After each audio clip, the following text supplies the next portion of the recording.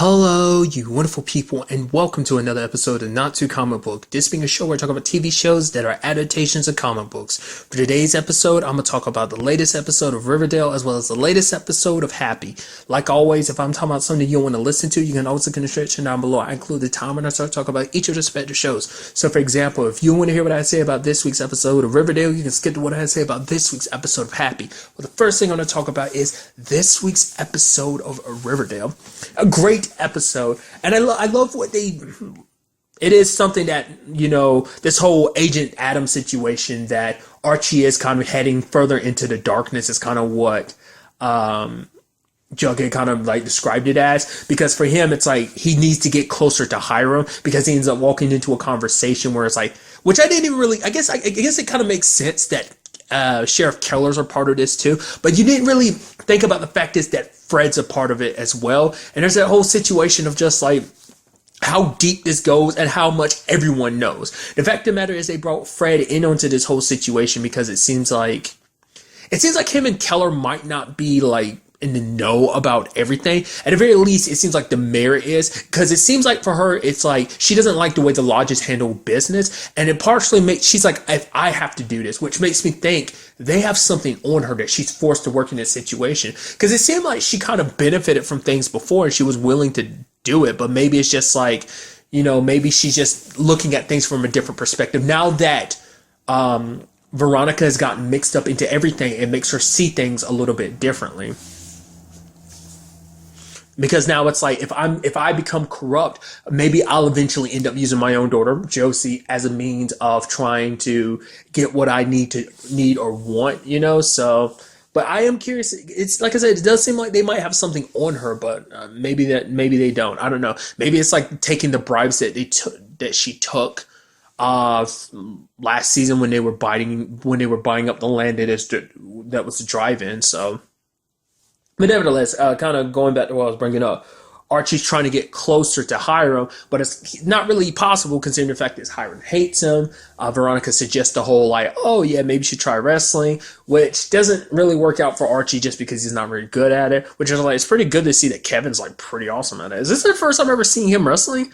I don't ever remember knowing that he was on the wrestling team. Maybe they brought that up before, but nevertheless, this is a very like butting heads type of episode, and I really appreciate that about like Archie too, is because it's like in the beginning this was about just getting closer to him for the purposes of getting information, but it became personal because at every turn like Hiram would use this as an example of trying to push Archie down, to humiliate him in front of other people, prove to him how he's not good enough for Veronica, which just that conversation is because it's like, well, your dad cheated and had an affair with my wife. And it's like, well, you're going to do the same thing. Well, Archie's like, I would never do that. Which, wink and a nod, like, it's kind of like interesting because it's like, he kind of did that to a certain extent because him and Betty kissed, but at the same time, it's like, well, to be fair, like, him and Veronica were broken up, but I guess the same argument could be made. It's like, well, Hiram was in prison when the whole Fred and Hermione situation happened.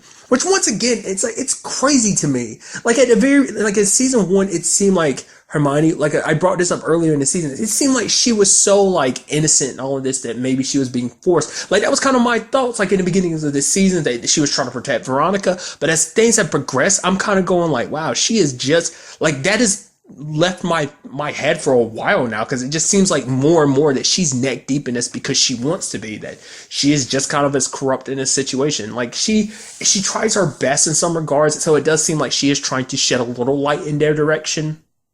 But it seems ultimately like she is kind of neck deep in all of that darkness too. But nevertheless, but like I said, you can make that argument. But I love what Archie's like, oh yeah, but I was there for Veronica when you weren't. It's like, what did you say? It's like, oh, yeah, when you were in prison, I was there for Veronica. It's like, ooh, just the back and forth just between them, like the hate and humiliation between them. And the fact is, Archie wrestling against Chuck and winning. And what he wins to, looking directly into Hiram's eyes, like, yeah, I did it. Because for him, it did become personal. It wasn't just about the FBI. It wasn't even about Veronica. I mean, it was kind of a combination of all that. But it's also just because his, like, ego and pride got her. It's like, nah, like, Because I mean, and I guess that kind of shows you like a character flaw in Archie. He isn't just some perfect, like, I mean, he always does the right thing. He doesn't always do the right thing. He tries to do the right thing, but sometimes other things kind of get, I mean, because like no one in this town is completely omitted from the darkness, because our main protagonists all have a little bit of darkness in them that we've kind of seen, and that's kind of in this episode in particular shows that creeping up in everyone, whether it be Betty, whether it be Veronica, whether it be Archie or Jug, like that darkness is there.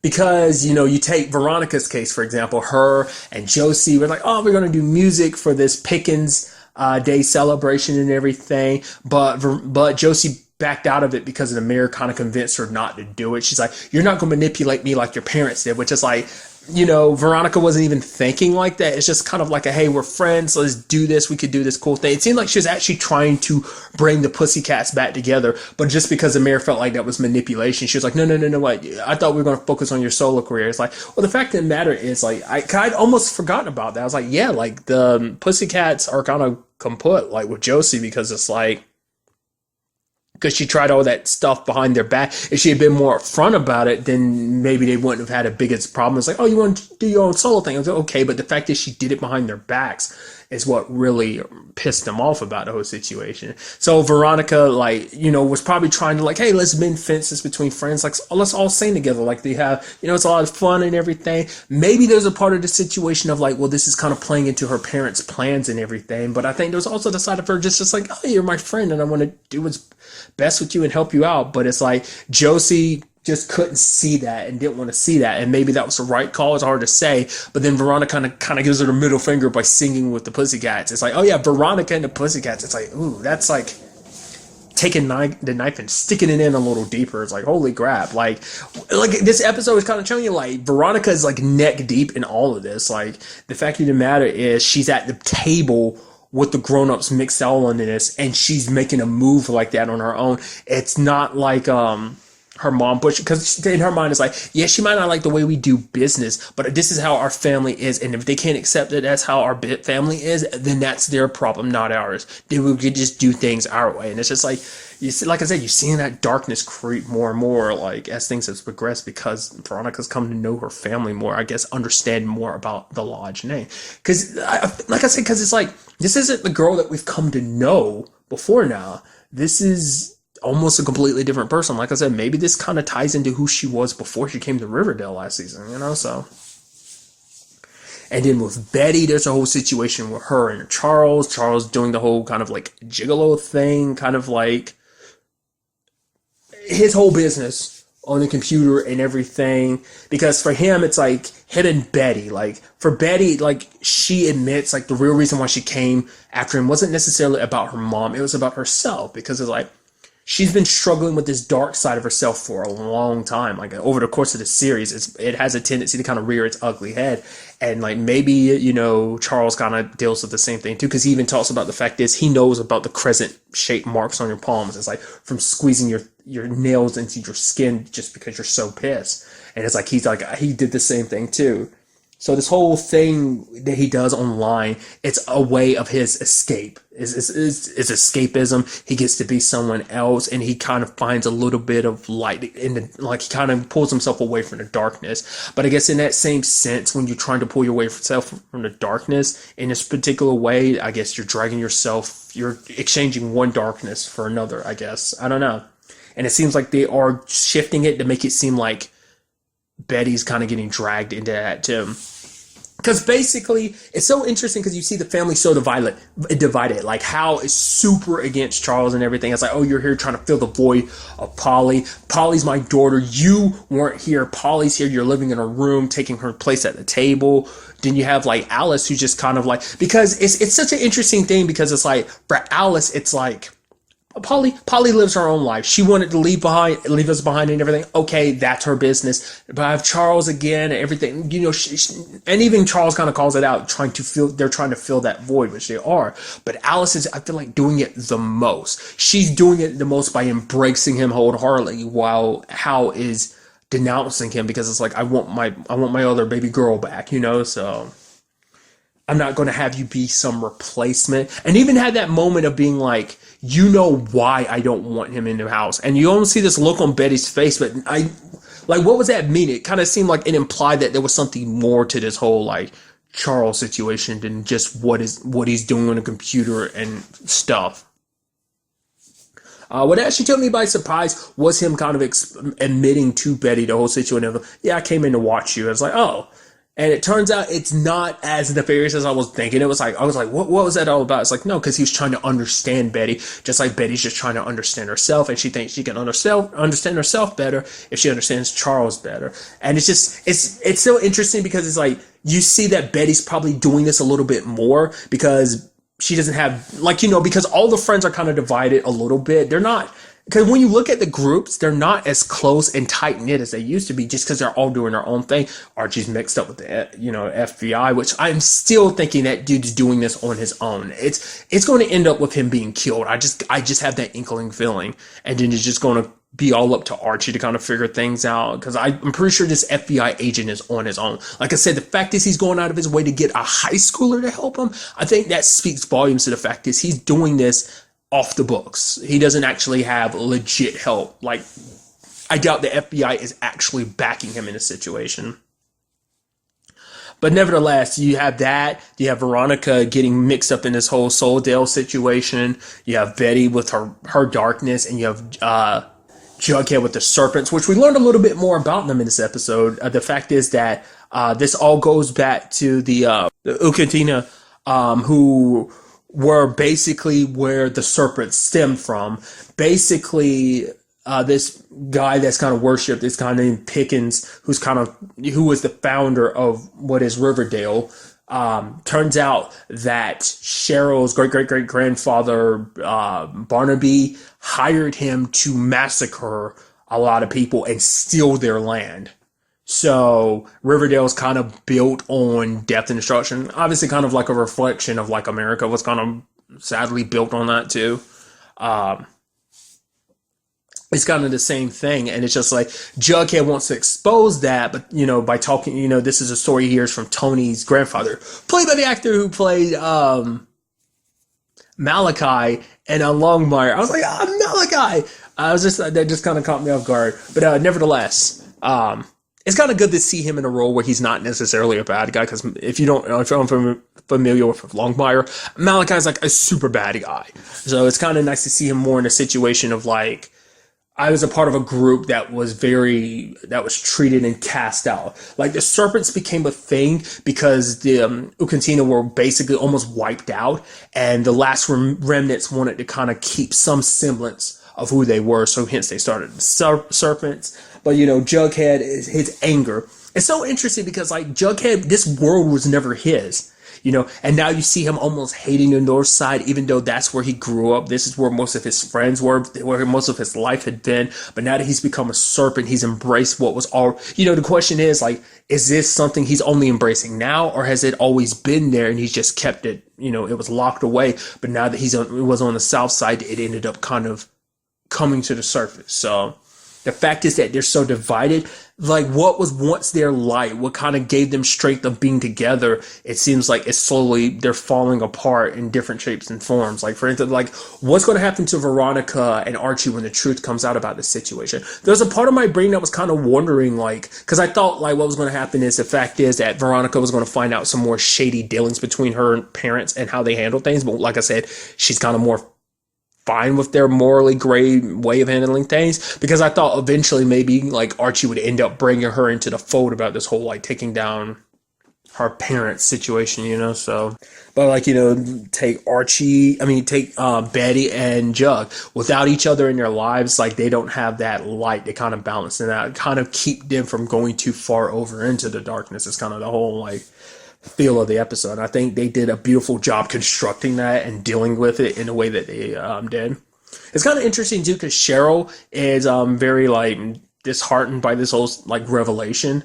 You had that moment of Tony and the other serpents standing up, but you had Hiram being that person that he is like, oh my God, look at, this one fine young lady is able to stand up, to an injustice that was done, and it's just making us realize just, some stuff that we may not have known. It's like he put a twist to when you have Harmony like in the back, kind of smiling, like, yeah, good job, honey, for twisting it, trying to like put it into a spin, and it kind of pissed Jughead off a little bit. But Tony's grandfather stopped him because it's like, okay, you can't do things like this. Don't get too pig-headed, you know. So this might turn into a situation because it's like both of them, like Archie and Jug, are against Hiram, want to take him down for different reasons. Maybe Archie will confide in Jug because, like I said, that's another thing too. They don't tell each other anything anymore.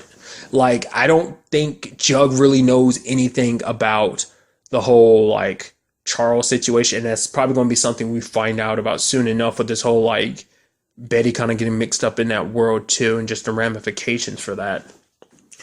Things are going to get worse before they get better for each one of the characters. You just get that feeling. So, like I said, I'm still curious to see what this whole situation turns out to be. This whole Souldale, like, you know, for what purpose? You know, because it's like, it seems like it's all for the purposes of building a greater, more beautiful Riverdale, but it's like, I guess it's because the lodges have fallen off, and I feel like this is all for the purpose of putting them back on top. And that's kind of something I think is something we have to worry about. It's like, when it's all said and done, we see her already stepping down throughout the darkness. If we don't get, you know, someone to pull each one of them back, like, but Veronica in particular, because it's like I brought up, this could be kind of similar to who she was before, but maybe she will be that exact person, and basically all their relationships will break. You know, this tight-knit group, because they've already kind of hinted at it, like, that things like this won't last forever. They were thinking they would, but they won't. So, and we've definitely been seeing that more and more, so. Also, you had Penelope, like, trying to, you know, make things good with Hal. It's like, oh, I see kind of what you're struggling through. It's like, it just catches me off guard because it's like, man, you were pushing that storyline. And that's like, I don't know. It's weird. I was like, because it's not a storyline that I expect. It's kind of like, oh, like her accompanying gentlemen and making them feel better. Like, it's kind of like the best PG way I can put, or PG-13 way of putting that. And it's like, it's so interesting. It makes you wonder, has she always felt like that?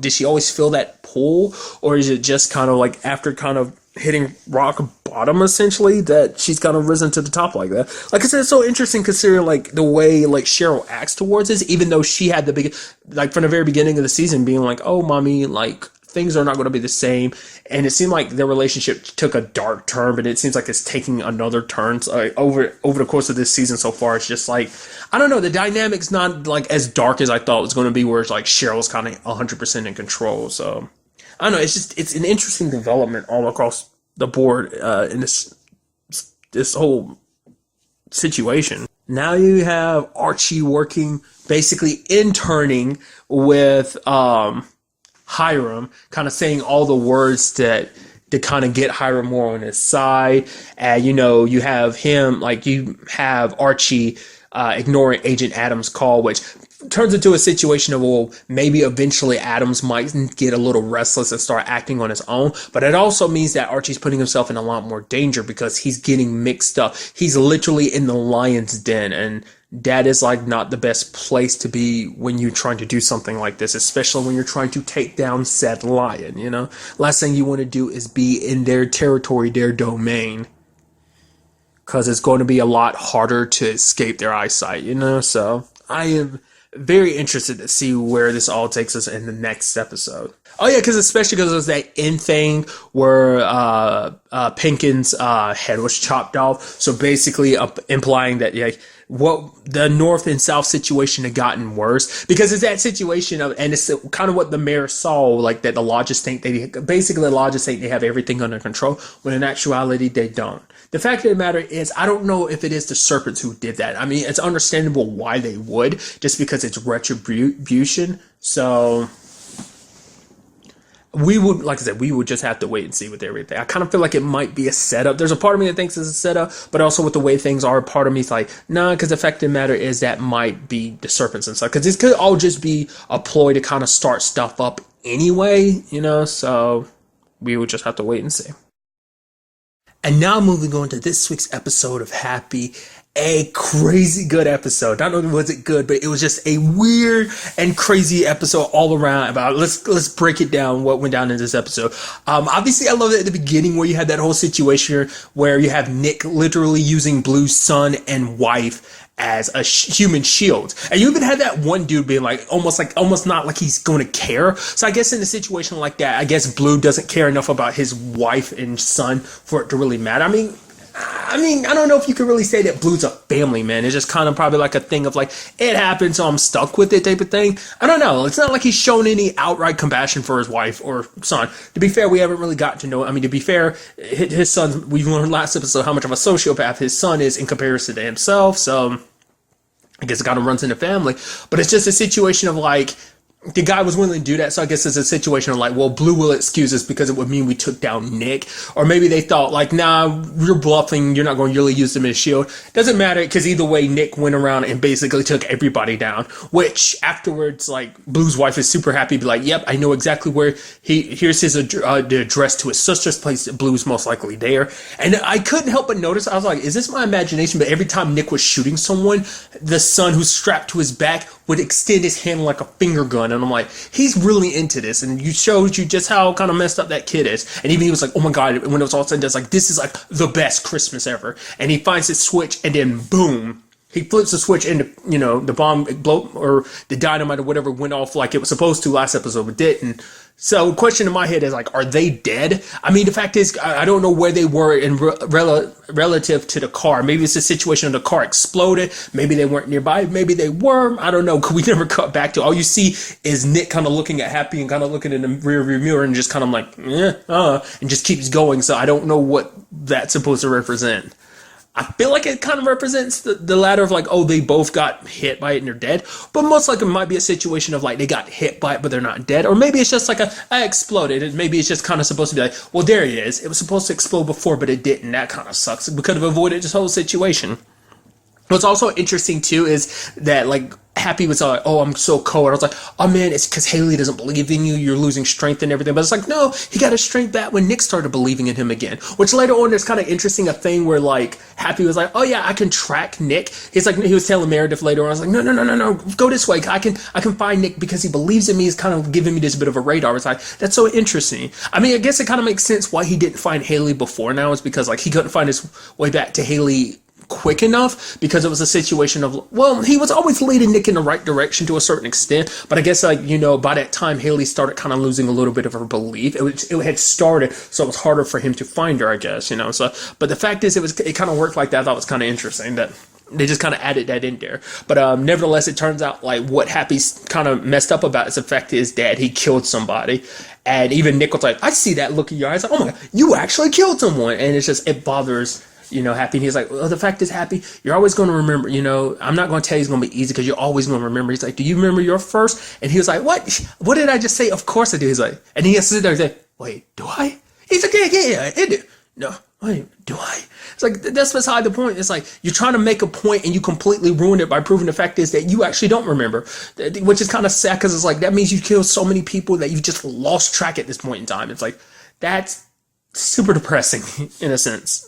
So many other good twists and turns. One big twist was about the whole smoothie situation. Like the moment he had Nick strapped down on like that, I'm like, is this going to go down a route I think it is? It didn't necessarily go 100. It went like 70% what I thought it would, but it turned out to be like the other 30% didn't catch. It's like, oh, why do you think they call me Smoothie? And it's like, oh, because he's a eunuch. Like whether that's by choice, whether someone else did that to him, like I'm curious.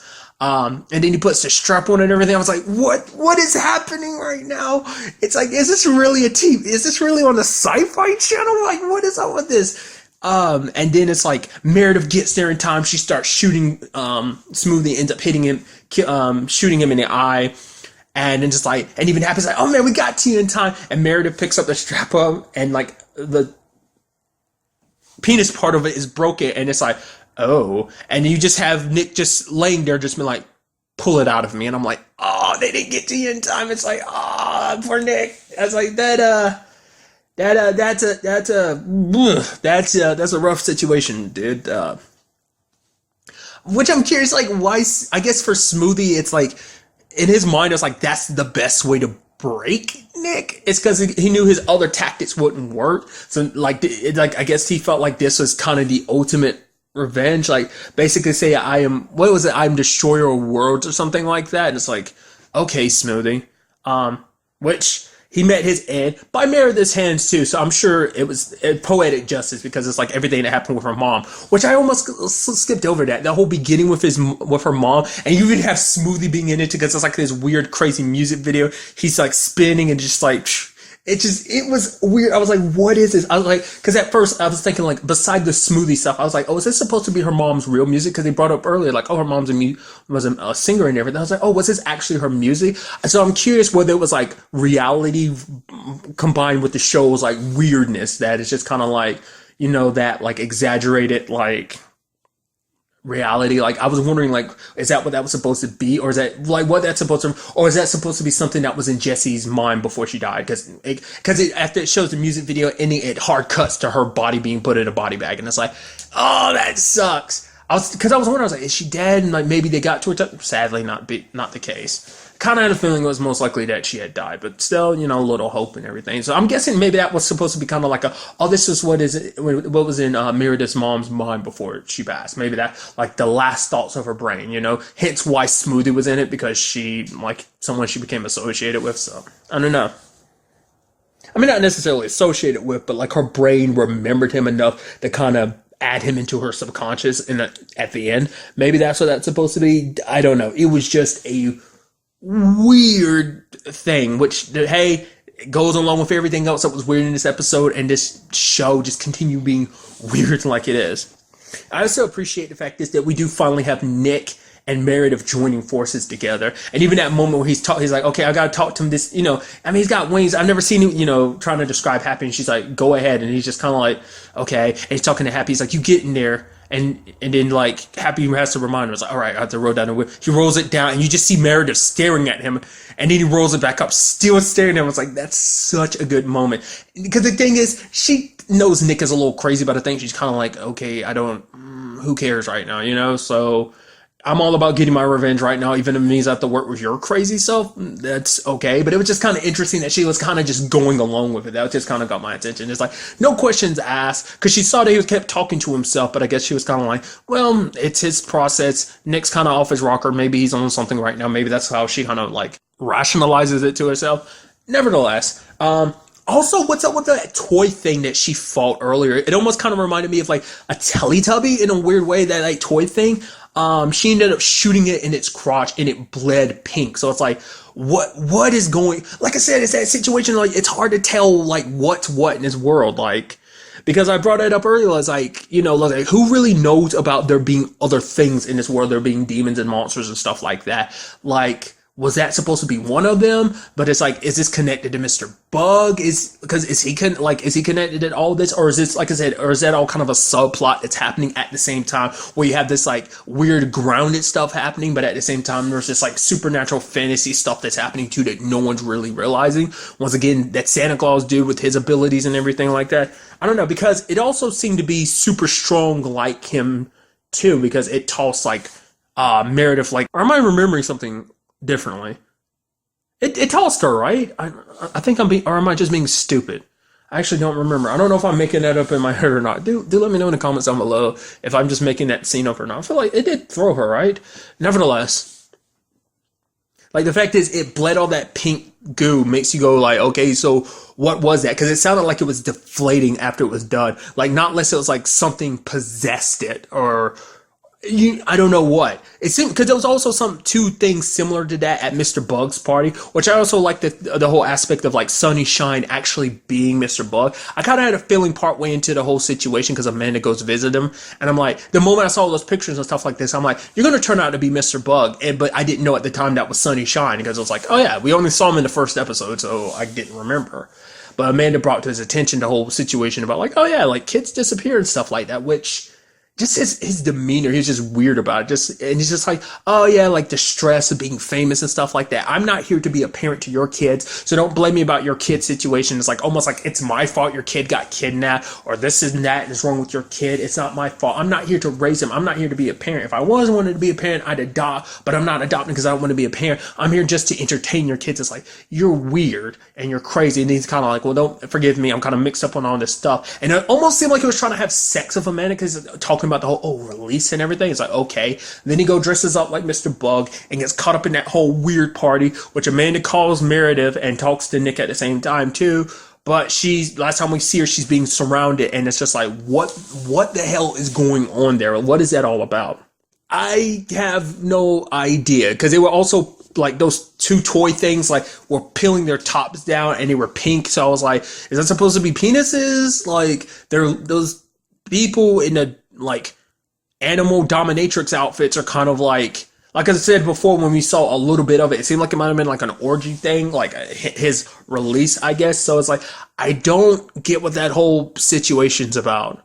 Mr. Bug is a repressed person, and that's how he, like, you know, he gets his kicks. It's just like regular stuff doesn't do it for him, so he has to do that really extreme stuff to kind of get off or something. I don't know. What's also kind of interesting too is like this whole aspect about Blue.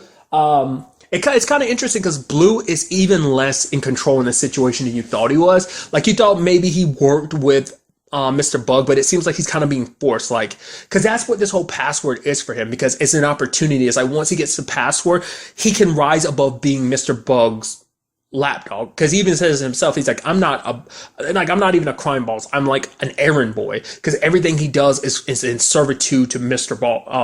Bug, because this whole like kidnapping thing, this whole child trafficking thing wasn't even his idea. It was all Mr. Bug. For what purpose? It does seem like I was right though. It is kind of like some black market adoption thing, because like they're selling the kids as like toys, having them in giant toy boxes and stuff like that.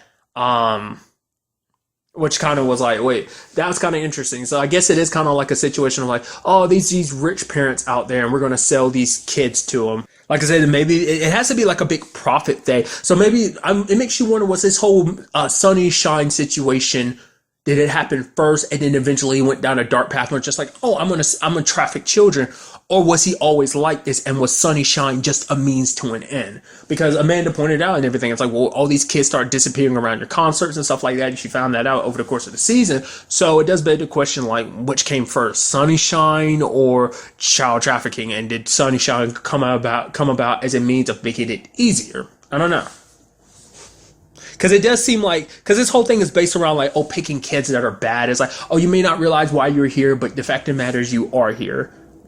I did also like that Smoothie when he was talking to the kids. It's like, oh yeah, some of you have excelled. And there's that boy who was kind of like, he was like, oh, don't be a tattletale or something like that. But he smiled. He's like, oh yeah, I'm so proud of myself. And he was telling I forgot the kid's name. He was like, oh yeah, you get to go first. You excelled and you get to go first because you're Asian. It's like, okay. And it's like, oh, can I use the bathroom first? I told you to do it before we did the packaging process. Fine, go ahead. Because it seems like the only one that was kind of like the most resilient with the whole situation was Haley. But it kind of plays into that at the end of the episode, because Nick barely missed her. It sucks because Nick was so close to getting her, but she's already gone, and it turns out Santa took her, which I'm not surprised, because even before he dropped them off, he pointed out the fact is Haley didn't deserve to be with the rest of the kids because she was something special. Because this whole situation happened because he went out of his way to take Haley. Like, they probably went ahead of time and chose which kids they were going to potentially take, because he also gave like Amanda tickets. Like, Sunny Shine gave her tickets, but that was more so just pretending to be a kind, gesturing entertainer or something. I don't know. So it does beg the question of like, do they kind of like vet people first? Like, oh, we're going to take the kids from this particular family. So, because Haley was taken because I guess he saw something in her that he took interest in, like, or maybe it's something it's like, oh yeah, Haley's here, she's wandering off on her own, let me just take her anyway. And maybe it's just after spending time with her, come to realize, oh, you're not like the rest of the kids, there's something else a little different about you. Like I said, maybe there's a little bit of a light inside of her that he just doesn't want squashed or something. Maybe he wants to devour that light himself, just because, whatever his monster situation is, maybe that is like what it is. Like her innocence is represented by this light that he can legitimately devour or something. Like I don't know how to interpret that, so because a lady that Isabella went to did say, like, once the password is given to Blue, all is lost. In what extent, I don't know. Like, what does this password unlock? Because the fact of the matter is, Mikey was supposed to give it to the Dawn and everything. So the Dawn told Mikey to give it to Blue, but for what purpose? Like, what will this do? Will it unlock the gates of hell or something like that? Like I said, Blue thinks it's just going to be enough to give him the power he needs. I don't know what's so special about this password. Maybe we'll kind of find out in the next episode or not. But the episode does end with Blue kind of being, caught in Meredith's grasp because he couldn't get away in time. With once again, it's poetic that she be the one to kind of capture him. I don't know if Meredith is going to get the chance to kill him next episode. I get the feeling that won't be the case. I mean, there's nothing kind of holding her back at this point in time. But there's also the fact is, well, there's also all these dirty cops that work for Blue that could easily, if the situation turns bad, it could easily end with them coming after her. Plus, there's a whole aspect of because Isabella kind of says it herself that she knows Blue the best, and that basically she's going to use her following and kind of basically drag him out into the light, which the whole point is not to get dragged out into the light. Because Mr. Bug had warned him about that before. So because Blue getting exposed would eventually expose him, because it would warrant a lot of unwanted attention, so. So I'm just curious to see if that ends up being something that kind of plays a part in Blue's story. Will it be like Isabella taking him down? Because she always had the feeling that he was behind Mikey's murder, but she just didn't want to believe it. And not just him, the rest of her sons too. But for Blue, in his mind, it's like, well, they were kind of wasted space. They weren't like the gangsters that he needed. It's like, you brought your little meat-headed spoiled brats to my door, and I needed soldiers, essentially. So maybe Meredith won't get a chance. Maybe the fact of the matter is, because it might be more trouble to keep Blue alive, considering, like I said, the whole, so many people are kind of under his thumb and everything. But I don't know. We'll just kind of have to wait and see in that. Next week's episode is the season finale, which I brought up last episode. I was like, man, I did not know this season was going to be this short. But I'm very excited to see how this all plays out, where this whole situation ends, But really, that's all I want to talk about in this episode. Till the next time we meet, be happy, be safe, live life to the fullest, and enjoy it. Good day and goodbye.